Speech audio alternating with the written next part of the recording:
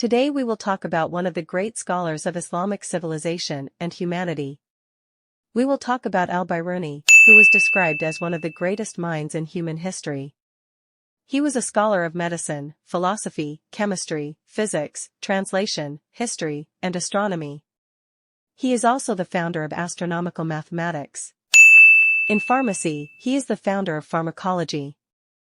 In geography, he is the founder of the science of stratigraphy and historical geology. He is the founder of the science of metallurgy and weights and determined the specific weight of many metals, gems and stones. He was the founder of comparative religion and the method of historical scientific research. And the founder of surveying. In space, he wrote his book The Law of the Science of Form and Stars, proving the Earth's sphericity and its rotation around itself on an inclined axis and around the Sun, and presenting a conception of the force of Earth's gravity, which was preceded by the English scientist Isaac Newton. He was also the first to say that the Earth rotates on its axis 1,000 years ago. Without any modern means, the measure of the Earth's circumference was known with an accuracy of 99.7% compared to today's measurements. He invented a method for drawing maps that show the different terrains on the Earth. He was the first to discover that the speed of light exceeds the speed of sound. He devised 7 methods to determine the direction of north and south. He discovered a mathematical system for determining the beginning of the seasons. He wrote more than 120 books in all sciences.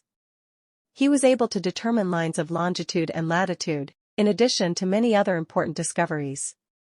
He developed a device to measure the movements of the sun and moon, and invented the cylindrical astrolabe used to observe planets and stars and determine the dimensions of distant objects and their heights above the surface of the Earth.